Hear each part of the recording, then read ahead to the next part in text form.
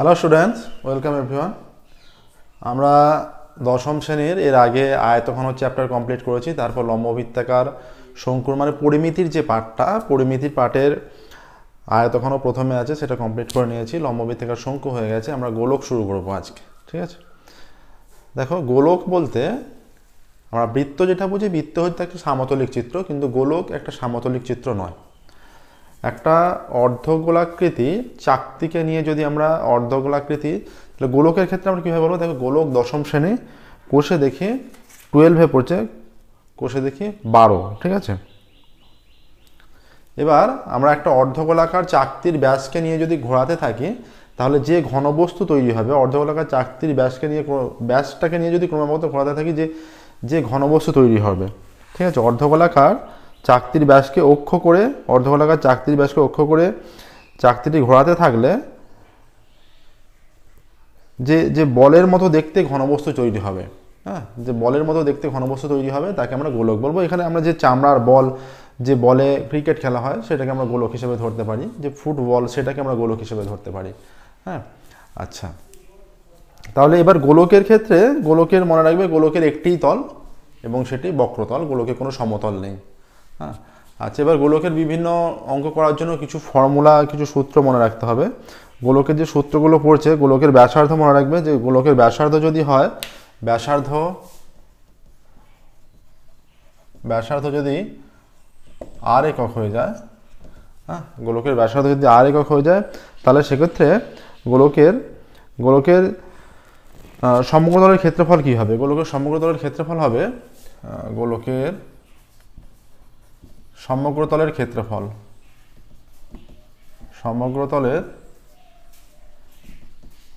হয়ে যাবে 4πr², এত বর্গ একক, ঠিক আছে? 4πr² বর্গ একক, ঠিক আছে? 4πr² বর্গ একক।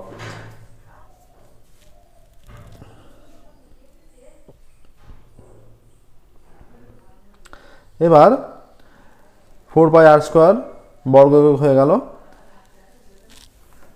আর গোলকের আয়তনের সূত্র মনে রাখবে, গোলকের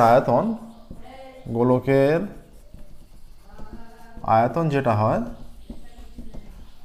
4/3πr³, এত ঘন একক হয়ে যাবে তখন আয়তনটা, এত ঘন একক হয়ে যাবে, ঠিক আছে? 4/3πr³, এত ঘন একক।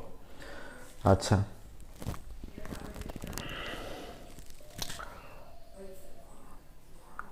এবার যদি অর্ধগোলকের ক্ষেত্রে আমরা আসি, অর্ধগোলকের অঙ্ক তোমাদের পড়বে, এই সূত্রগুলো অর্ধগোলকের অঙ্ক তোমাদের আসবে অনুশীলনীতে। তাহলে অর্ধগোলকের, যখন অর্ধগোলক হবে, এইটা যদি একটা পূর্ণ গোলক হয়, এটা পূর্ণ গোলক, এর সমগ্র তলের ক্ষেত্রফল হয়ে গেল 4πr², ঠিক আছে? 4πr², তাহলে 4 ইন্টু আর একক দৈর্ঘ্যের ব্যাসার্ধের বৃত্তের ক্ষেত্রফল যেটা, সেটা হচ্ছে, হ্যাঁ, সেটাই ক্ষেত্রফল। আর একক দৈর্ঘ্যের বৃত্তের ব্যাসার্ধের যে ক্ষেত্রফল, সেটাকে কেন্দ্র করে নিচ্ছি। আচ্ছা, এবার যদি অর্ধগোলকের ক্ষেত্রে আসে, অর্ধগোলকের বক্রতলের ক্ষেত্রফল কত হবে? অর্ধগোলকের বক্রতলের ক্ষেত্রফল,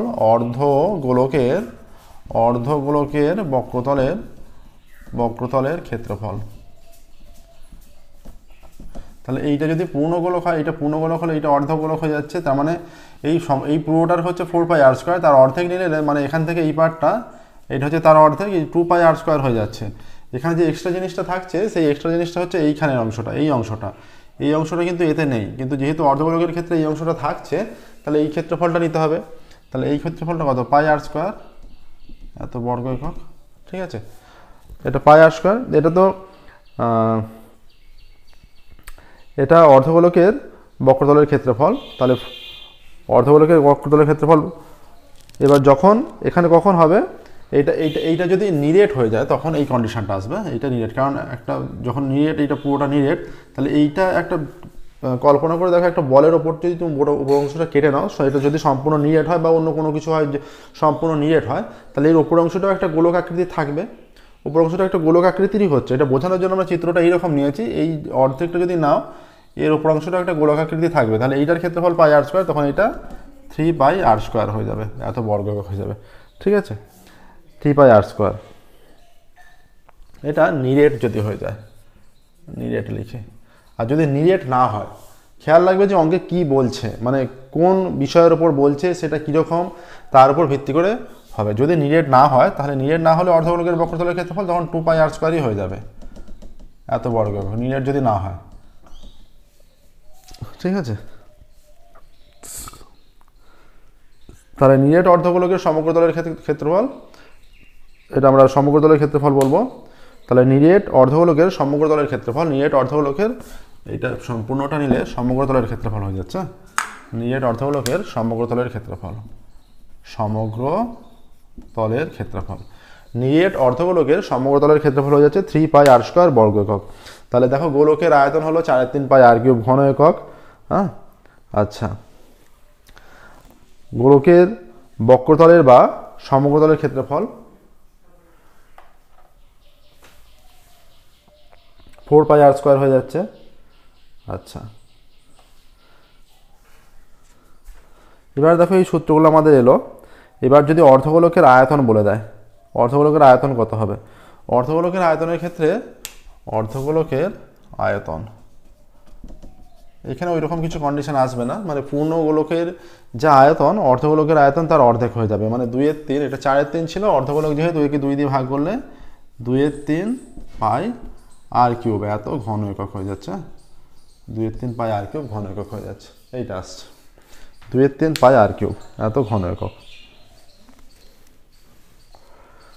তাহলে সূত্রগুলো একবার দেখানো। ব্যাসার্ধ যখন, ব্যাসার্ধ যদি আর একক হয়, গোলকের ব্যাসার্ধ আর একক হয়ে গেলে গোলকের সমগ্রতলের ক্ষেত্রফল 4πr² বর্গ একক, গোলকের আয়তন 4/3πr³ ঘন একক, অর্ধগোলকের নিরেট অর্ধগোলকের, এই যে নিরেট অর্ধগোলকের সমগ্রতলের ক্ষেত্রফল 3πr² বর্গ একক। আর যদি নিরেট না হয়, নিরেট না হলে, হ্যাঁ, তাহলে অর্ধগোলকের ক্ষেত্রফল, তাহলে নিরেট অর্ধগোলকের, এটা বক্রতলে লিখে দিই, অর্ধগোলকের বক্রতলের ক্ষেত্রফল, বক্রতলের ক্ষেত্রফল 2πr² বর্গ একক। ঠিক আছে, আচ্ছা, আর একটা কন্ডিশন আসছে অর্ধগোলকের আয়তন, অর্ধগোলকের আয়তনের সূত্র হচ্ছে 2/3πr³ ঘন একক। আয়তনের সূত্র মনে রাখবে সবসময় ঘন একক হয়, আর ক্ষেত্রফলের সূত্র বর্গ একক হয়। এবার আমরা অনুশীলনীতে যাব, কোষে দেখি 12 থেকে শুরু করবো।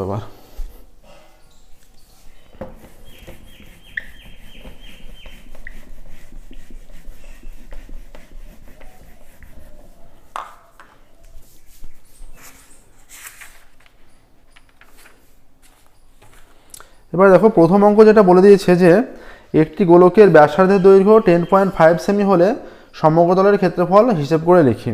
গোলকের ব্যাসার্ধের দৈর্ঘ্য 10.5 সেমি, এক একটা গোলকের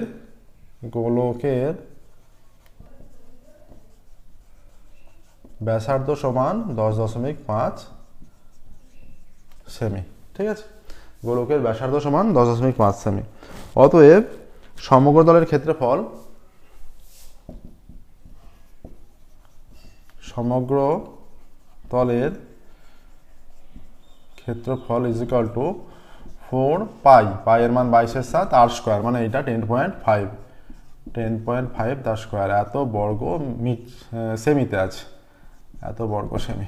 ঠিক আছে, এইটা হচ্ছে ইজ ইকুয়াল টু 4 × 22/7 × 10.5 × 10.5 বর্গ সেমি। আচ্ছা, পয়েন্ট উঠে গেলে 10 হয়ে যাচ্ছে, পয়েন্ট উঠে গেলে 10 হয়ে যাচ্ছে, এটা 5 দুগুণে 10, এটা 2, আবার 2টা কেটে গেলে 5 হয়ে যাচ্ছে, 5 × 21 = 105, 5 × 21 = 105, 3 × 7 = 21, 3 হয়ে যাচ্ছে, তাহলে 66 × 21 এত বর্গ সেমি হয়ে যাচ্ছে, 66 × 21, তাহলে 21, 66, 6 × 6, 6 দুগুণে 12, 126, 126, 6, 8, 3, 1 ইজ ইকুয়াল টু 1386 বর্গ সেমি হচ্ছে। ঠিক আছে, তাহলে এখানে আসছে যে, এখানে আসছে কি চেয়েছে যে তার সমগ্রতলের ক্ষেত্রফল হিসেব করে লিখি গোলকের, তাহলে অতএব গোলকের সমগ্রতলের ক্ষেত্রফল, উত্তর লিখবে গোলকের সমগ্র তলের ক্ষেত্রফল 1386 বর্গ সেমি। তাহলে দেখো যদি একটা গোলকের, যেহেতু গোলকের সমগ্রতলের ক্ষেত্রফলের সূত্র 4πr², গোলকের ব্যাসার্ধ শুধুমাত্র জানা থাকলে আমরা গোলকের সমগ্রতলের ক্ষেত্রফল নির্ণয় করতে পারছি। হ্যাঁ, ব্যাসার্ধ বলে দিয়েছে, সমগ্রতলের ক্ষেত্রফল 4πr²। তার মানে যে বলটা ধরো একটা ফুটবলে যে খেলা হয় সেই ফুটবলের চতুর্দিকটা যেটা, সেই চতুর্দিকে সারফেস পুরো চতুর্দিকে যে ক্ষেত্রফলটা সেটা চাইছে। ঠিক আছে, 1386 এলো। 2 শুরু করছি, দেখো।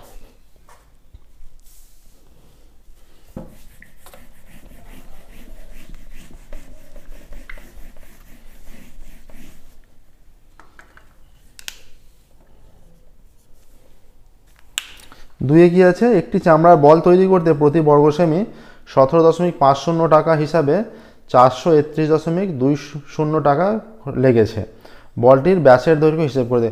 একটা বলের ব্যাসের দৈর্ঘ্য নির্ণয় করতে দিয়েছে, বলেছে বলের প্রতি বর্গ সেমিতে, বলটার প্রতি বর্গ সেমিতে চামড়ার বল তৈরি করতে, একটা চামড়ার বল তৈরি করেছে প্রতি বর্গ সেমিতে যে 17 এত টাকা হিসেবে মোট 400 সামথিং এরকম খরচ হয়েছে। তাহলে আমরা লিখতে পারি যে 17 টাকা বা 17 এত টাকা খরচ হয় 1 বর্গ সেমিতে, মানে বল তৈরি করতে। তাহলে ক্ষেত্রফলটা আমরা নির্ণয় করতে পেরে যাবো, সমগ্র দলের যে ক্ষেত্রফলগুলোকে, যে 17 টাকা খরচ হয় এত বর্গ সেমিতে, 1 টাকা খরচ হয় কত বর্গ সেমিতে, 400 কত টাকা যেটা দিয়েছে অত টাকা খরচ হয় কত বর্গ সেমিতে। এইভাবে যদি আমরা নির্ণয় করি তাহলে ক্ষেত্রফলটা নির্ণয় করতে পেরে যাবো। এবার ক্ষেত্রফলটা নির্ণয় করে ফেলার পর আমরা যদি ব্যাসার্ধ আর ধরি, তাহলে ধরবো আমরা শর্ত অনুসারে 4πr² হচ্ছে সমগ্র দলের ক্ষেত্রফল। তাহলে 4πr² যে মানটা বেরোবে সেটা, সেখান থেকে আর এর মান নির্ণয় করবো। আর ব্যাসার্ধ পেয়ে গেলেই তাকে 2 দিয়ে গুণ করলে ব্যাস পেয়ে যাব। এবার তাহলে আমরা শুরু করছি যে প্রতি বর্গ সেমিতে চামড়ার বল তৈরি করতে, বল তৈরি করতে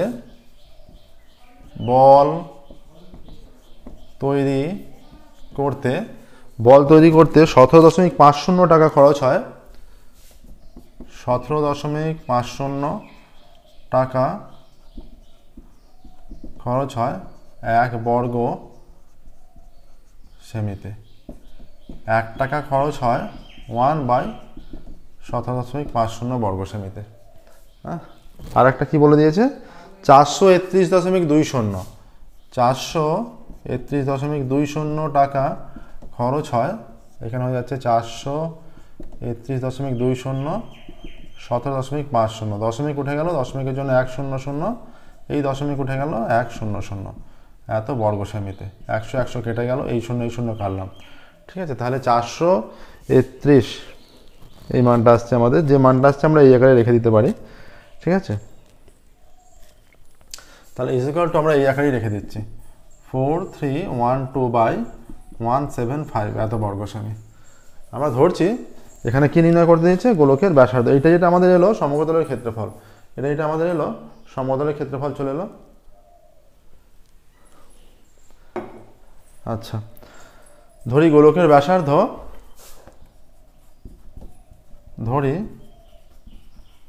গোলকের ব্যাসার্ধ 8 সেমি। অতএব গোলকের সমগ্র তলের ক্ষেত্রফল, সমগ্রতলের ক্ষেত্রফল ইজ ইকুয়াল টু 4πr² বর্গ সেমি। এইটা হবে। তাহলে শর্তানুসারে আমরা কি লিখতে পারি, শর্তানুসারে 4πr² ইজ ইকুয়াল টু 4312/175, এইটা আসছে। বা 4 × 22/7 × r² ইজ ইকুয়াল টু 4312/175, বা r² ইজ ইকুয়াল টু এখানে আসছে 4312/175। তাহলে এই বাঁ দিকের মানগুলো ডান দিকে গেলে উল্টে যাবে, গুণ আকারে ছিল, ওদিকে গেলে ভাগ আকারে হয়ে যাবে। তার মানে এটা 1/4 হয়ে যাচ্ছে, আর এটা 7/22 হয়ে যাচ্ছে। আচ্ছা, এটা 7 দিয়ে কাটলে এখানে 25 হয়ে যাচ্ছে, 4 দিয়ে কাটলে 4 দিয়ে যাচ্ছে 4 7 28, 3 4 দিয়ে কেটে যাবে, 4 একে 4, 4 7 28, 3 32, 4 8 32, 178। আচ্ছা, 22 দিয়ে কাটলে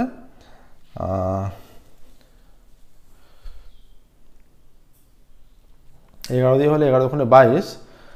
আচ্ছা, 2 দিয়ে কাটি আবার, প্রথমত 11 হচ্ছে, 2 দিয়ে কাটলে 8 দুগুণে 16, 1 18, 9 দুগুণে 18, 89/11, 89 আসছে। আর এখানে 25 × 11 আসছে, হ্যাঁ 89 আসছে। তাহলে এটা হয়ে যাচ্ছে এখানে দেখো 431 4312/175, 22-এর 7টা এদিকে এসে 7-এর 22, 4টা এদিকে এসে 1-এর 4 হয়েছে। হ্যাঁ, 7 25-এ 175 হয়, 4 দিয়ে কাটলে 4 1-এ 4। এখানে একটা মিসিং যেটা হয়েছে, এখানে একটা শূন্য হবে, এটা দুটো সংখ্যা নামানো হয়েছে, 4 দিয়ে কাটলে 4 1-এ 4, 3 দিয়ে ভাগ যাচ্ছে না, আবার একটা সংখ্যা শূন্য নামানো হয়েছে, তাহলে এটা হয়ে যাচ্ছে 4 7-এ 28, 4 8-এ 32, 1078 হবে প্রথমত। ঠিক আছে, এবার এটা 4 দিয়ে কাটছে, 9 11 99, 9 11 দিয়ে কেটে যাচ্ছে। 2 দিয়ে কাটলে প্রথমত আমরা 2 দিয়ে প্রথমত কেটেছি, আচ্ছা একবার যদি 22 দিয়ে কেটে দিই, একবার যদি 22 দিয়ে কেটে দিই, 4 22-এ 88, 4 22-এ 88। আচ্ছা এখানে কত হচ্ছে, 4 22-এ 88 হয়ে গেলে 12 আর 7-এ 12 আর 7-এ হয়ে যাচ্ছে 19, 198, 9, বা আর স্কোয়ার ইজ ইকুয়াল টু হয়ে যাচ্ছে 7/5 তার স্কোয়ার, মানে এটা 49 আর এটা 25, তাহলে 7/5 স্কোয়ার। অতএব আর ইজ ইকুয়াল টু 7/5, ধনাত্মকটা হবে, প্লাস মাইনাস হলে আর ইজ ইকুয়াল টু 7/5, বা আর ইজ ইকুয়াল টু 5 1-এ 5 দশমিক 20, 5 4-এ 20, 1.4 আর 1.4। অতএব ব্যাসার্ধ আসছে 1.4, অতএব ব্যাস 2.8 হয়ে যাবে। অতএব কিসের চেয়েছে, এখানে বলেছে বলটির ব্যাসের দৈর্ঘ্য। অতএব বলের ব্যাসার্ধ, অতএব বলের ব্যাসার্ধ 1.4 সেমি, অতএব বলের ব্যাস সমান 2 × 1.4 সেমি ইজ ইকুয়াল টু 1.4 মানে 2.8 সেমি। দেখে নাও ভালো করে, 2.8 সেমি আসছে। প্রসেসটা দেখো, ক্যালকুলেশন সঠিকভাবে করবে। হ্যাঁ, ক্যালকুলেশন ভালো করে প্র্যাকটিস করতে হবে, তবেই অঙ্ক তাড়াতাড়ি করতে পারবে।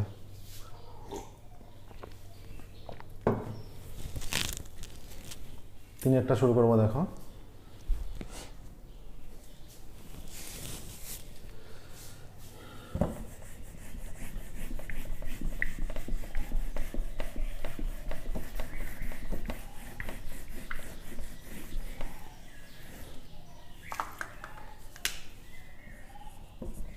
তিনের অঙ্ক কি বলছে দেখি। তিনের অঙ্ক বলছে স্কুলে শর্টপাট খেলার জন্য যে বলটি ব্যবহার করা হয় তার ব্যাসের দৈর্ঘ্য 7 সেমি হলে বলটিতে কত ঘন সেমি লোহা আছে। এই যে বলছে কত ঘন সেমি লোহা আছে, ঘন সেমি কিসের একক, ঘন সেমি যে যখনই ঘন সেমি, ঘন মিটার, ঘন একক, ঘন কথাটা আসবে সেটা হচ্ছে আয়তনের একক। তার মানে ওখানে বলে দেয়নি যে কী নির্ণয় করতে হবে, কিন্তু ঘন সেমি দিয়ে দিয়েছে, তার মানে বুঝে নিতে হবে যে আয়তন নির্ণয় করতে দিয়েছে, কারণ ঘন সেমি আয়তনের একক। হ্যাঁ, আচ্ছা তাহলে কি বলেছে যে বলের ব্যাসের দৈর্ঘ্য 7 সেমি,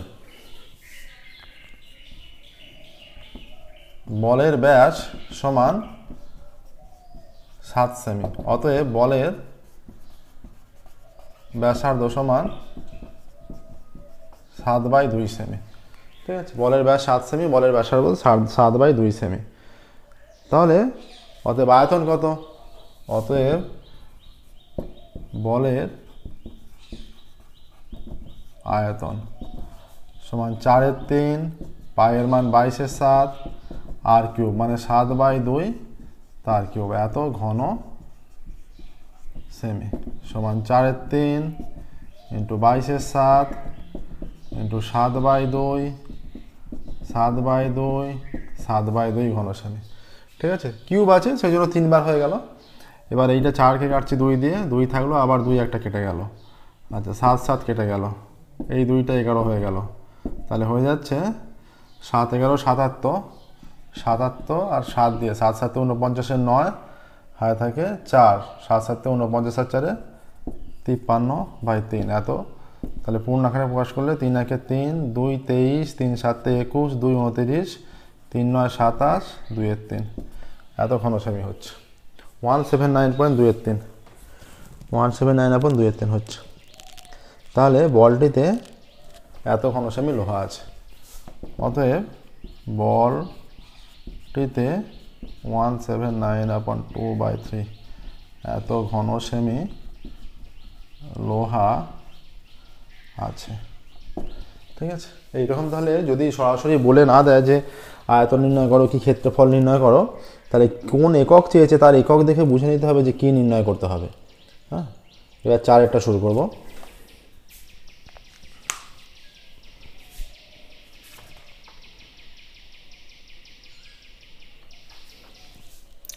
চারটা দেখো,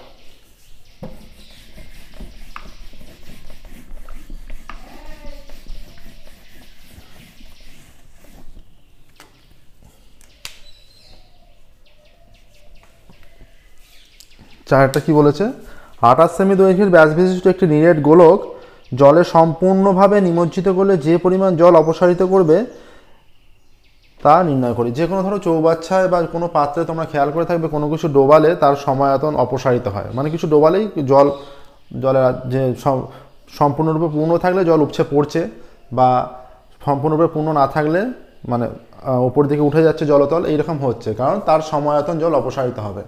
ঠিক আছে, তাহলে এখানে বলেছে যে যে গোলকটা জলে সম্পূর্ণরূপে নিমজ্জিত করানো হয়েছে সেটার ব্যাস হচ্ছে 28 সেমি।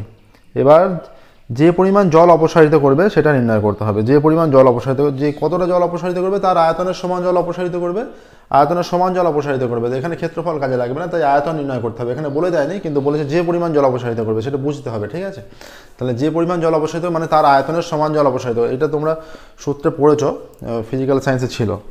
আচ্ছা, তাহলে গোলকের ব্যাস সমান, গোলকের ব্যাস ইজ ইকুয়াল টু 28 সেমি। অতএব গোলকের ব্যাসার্ধ 28/2 সেমি। অতএব গোলকের আয়তন 4/3 পাই মানে 22/7, 4/3 পাই আর কিউব। আচ্ছা, এটা ইজ ইকুয়াল টু 14 আসছে, 14 সেমি। মানটা নির্ণয় করে নিই। 4/3 পাই আর কিউব হয়, আর কিউব মানে তাহলে ব্যাসার্ধের কিউব। এখানে ব্যাসার্ধ কত, 14, 14, এটা তাহলে 3 বার হয়ে যাবে, 14 × 14 × 14, এত ঘন সেমি হচ্ছে। আচ্ছা, 7 দিয়ে কাটলে এটা 7 দোকানে 14, আর কিছু মান কিন্তু কাটছে না, আর কিছু মান কাটা যাচ্ছে না। তাহলে এখানে গুণের যে একটা বড় গুণ হবে, এখানে নিচে 3ই থাকছে। আচ্ছা, 4 দোকানে 8, 8 একে 8, 14 14 কত, 196 হয়। 14 × 14 196 হচ্ছে। আর এখানে হচ্ছে 8, 8 দোকানে 16 6, হাতে থাকে 1, 8 দোকানে 16 রাখে 17, এদের গুণফলটা 6 6 36 6, হাতে থাকে 6 6 36 6 থাকে 3, 6 9 54, 54 আর 3 57, 7, হাতে থাকে 5, 6 6 5 11, ইন্টু 6 7 42 2, 6 7 42 থাকে 4, 7 9 63 আর 4 67, 7, হাতে থাকে 6, 7 7 আর 6 13, ইন্টু 1 9 6, 6 7 আর 2 9, 6 7 7 14 4, হাতে থাকে 1, 9 1 10 আর 3 13 আর 1 14 4, হাতে থাকে 1, 1 1 2 আর 1 3, 3 4 4 9 6, এত ঘন সেমি। ঠিক আছে, এইটা আসছে। এবার যদি আমরা পূর্ণ আকারে প্রকাশ করে দিই কীরকম হবে, পূর্ণ আকারে প্রকাশ করে 3 দিয়ে ভাগ করতে হচ্ছে, 3 3 1 3 4, 3 1 3, 1 14, 3 4 12, 2 29, 3 9 27, 2 26, 3 8 24, 2 আসছে। তাহলে 2/3, 11,498.2 আসছে। ঠিক আছে, 11,498.2 ইজ ইকুয়াল টু 11,498.2, এত ঘন সেমি হয়ে যাচ্ছে। তাহলে এখানে কি বলেছে, এখানে বলে দিয়েছে যে যে পরিমাণ জল অপসারিত করবে তার আয়তন নির্ণয় করি। অতএব গোলকটি এত ঘন সেমি জল অপসারিত করবে। অতএব গোলকটি 11,498.2 এত ঘন সেমি জল অপসারিত করবে। ঠিক আছে, গোলকটি এত ঘন সেমি জল অপসারিত করবে। দেখে নাও ভালো করে প্রসেসটা।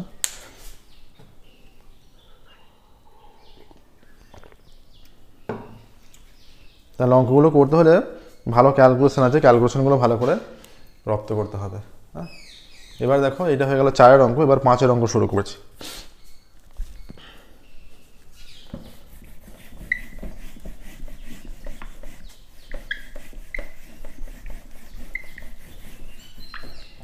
কি বলে দিয়েছে এরপর একটা 5-এর অঙ্ক। 5-এর অঙ্ক বলা আছে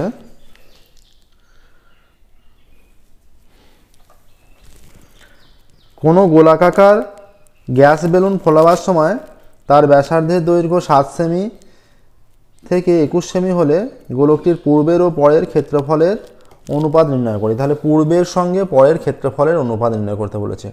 তাহলে প্রথমে বেলুনের ব্যাসার্ধের দৈর্ঘ্য বলে দিয়েছে।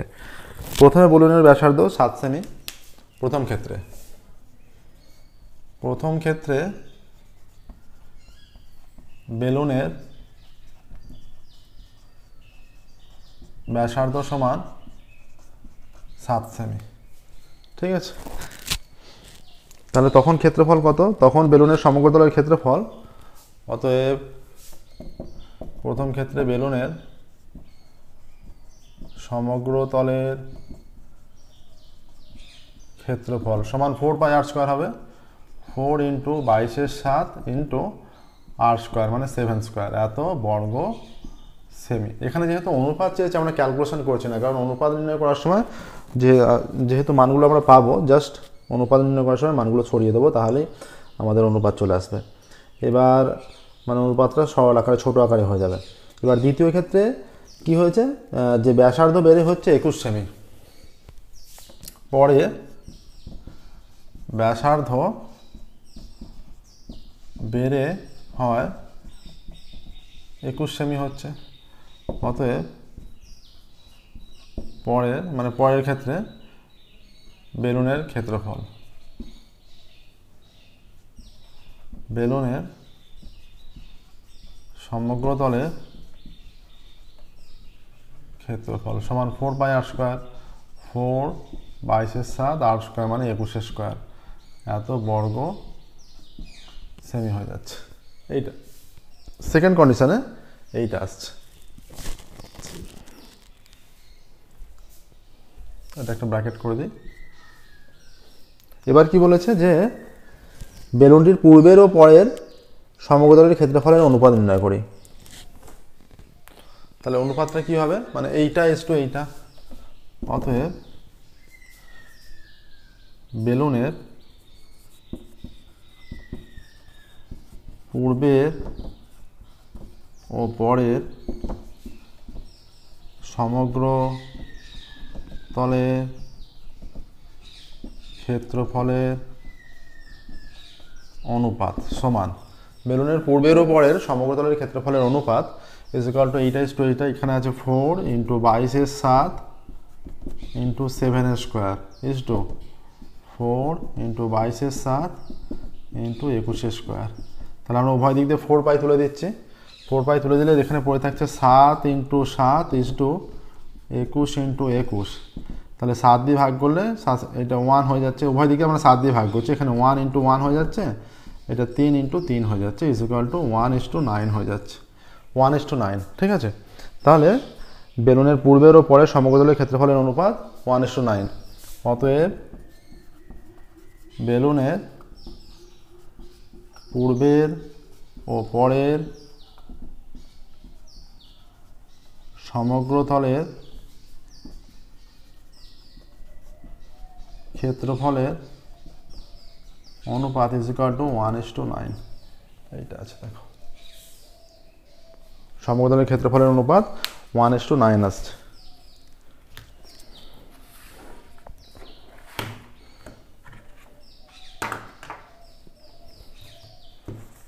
দেখানো প্রসেসটা ভালো করে। আচ্ছা, বলে রাখি, যে কোনো ধরনের অঙ্ক অসুবিধা থাকলে আমাদের কমেন্টে অবশ্যই জানবে, আমরা সেই অঙ্কগুলো পুনরায় আলোচনা করব। এছাড়া যদি বইয়ের বাইরেরও কোনো রকমের প্রবলেম থাকে, আমাদের টেলিগ্রামে গ্রুপ আছে, টেলিগ্রামের গ্রুপের নাম খামারু ম্যাথ ক্লাস। টেলিগ্রামে গিয়ে সার্চ করবে, সেই গ্রুপে জয়েন হয়ে যা প্রবলেম, বইয়ের বাইরে কোনো প্রবলেম থাকলে সেগুলো প্রবলেমের পিক নিয়ে পাঠিয়ে দেবে, আমরা সেগুলো সলভ করে দিয়ে দেবো।